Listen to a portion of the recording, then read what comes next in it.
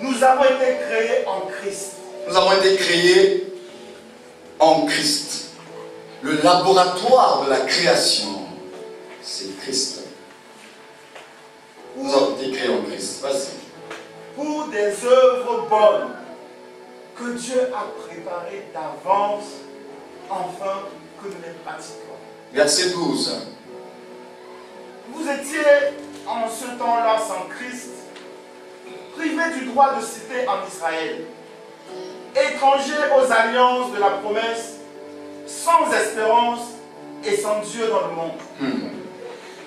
Mais maintenant, en Christ Jésus, vous qui autrefois étiez loin, vous êtes devenus proches par le sang de Christ. Nous sommes devenus proches. C'est le sang de Christ qui nous a rapprochés de Dieu.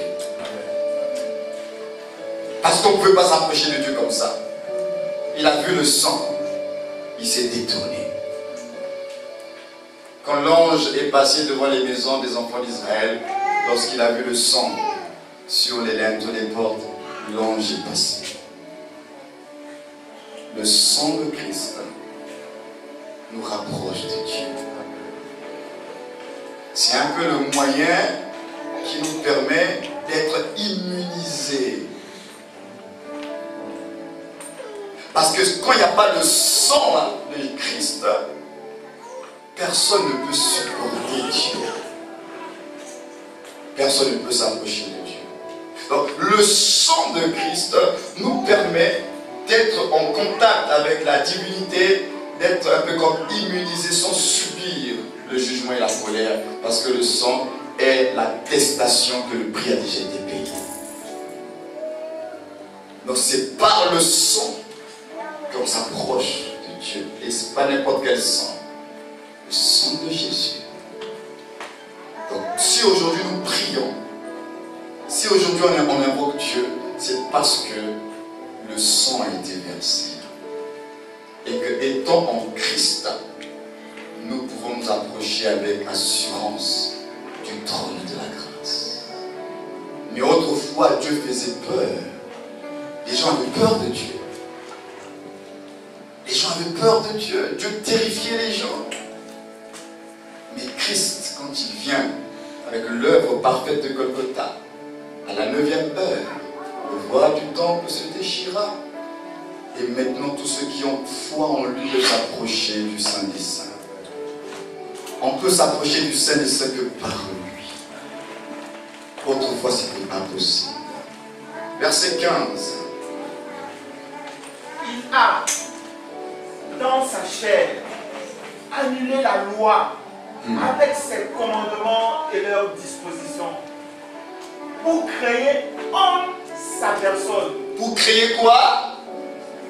En sa personne. Il va créer quoi? Écoutez. Avec les deux, un seul homme nouveau en faisant la paix. Et pour les réconcilier avec Dieu. Tous deux en un seul corps par sa croix. En faisant mourir par elle l'inimitié. Il est l'auteur de la création et de la récréation. On a vu que la création, c'est lui qui a tout créé. Mais dans la récréation de la nouvelle humanité, c'est toujours lui qui intervient. Il est l'auteur de la création et de la récréation. Parce que la nouvelle humanité dans laquelle nous sommes, c'est en lui. Par lui. La première humanité s'est faite toujours par lui. La seconde humanité se fait encore par lui. Christ, notre Seigneur. Verset 18. Car par lui, nous avons les uns et les autres accès auprès du Père. Vous entendez? Accès auprès du Père par lui. Vas-y, continue. Dans un même esprit. Verset 21 à 22. En lui, tout l'édifice, bien coordonné, s'élève pour être un temple saint dans le Seigneur. en lui, vous aussi, vous êtes édifiés ensemble pour être une habitation de Dieu en esprit. Donc, frères et sœurs, ces derniers passages, l'Église, vous comprendrez donc que l'Église ne peut pas croître, grandir en dehors de lui. C'est en lui que l'Église va croître.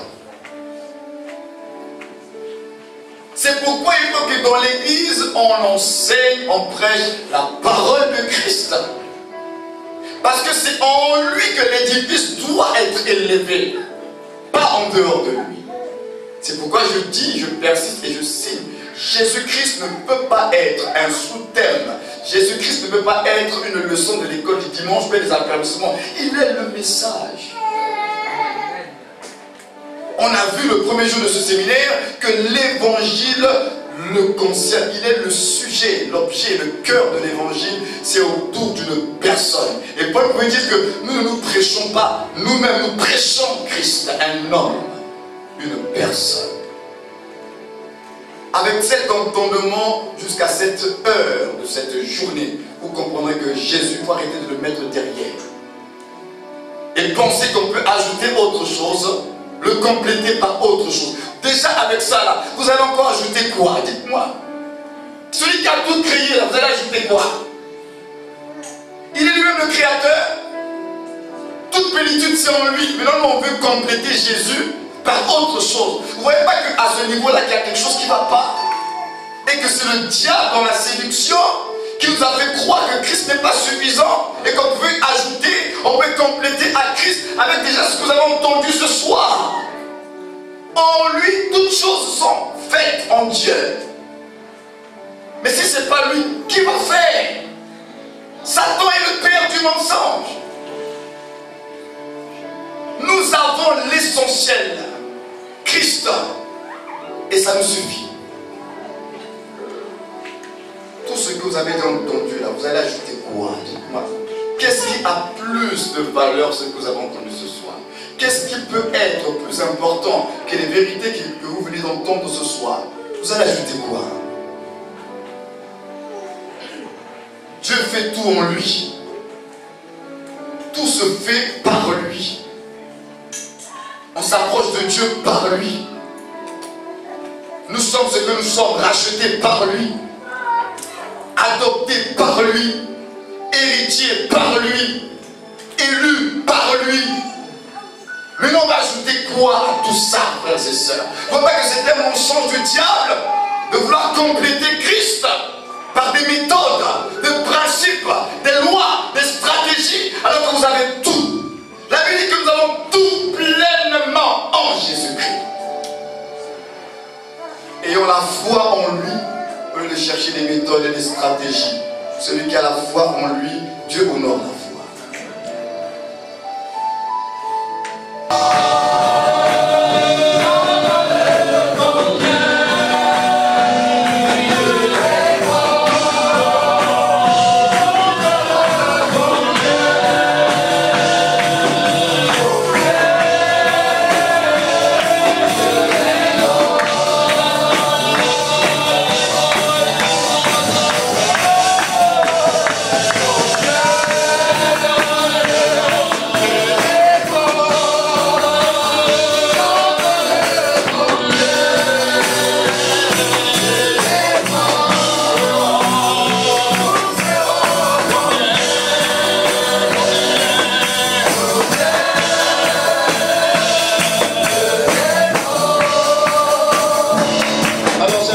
Contempler le Seigneur, contemple la bonté de Dieu, contemple la bonté de Dieu, contemple la bonté de Dieu.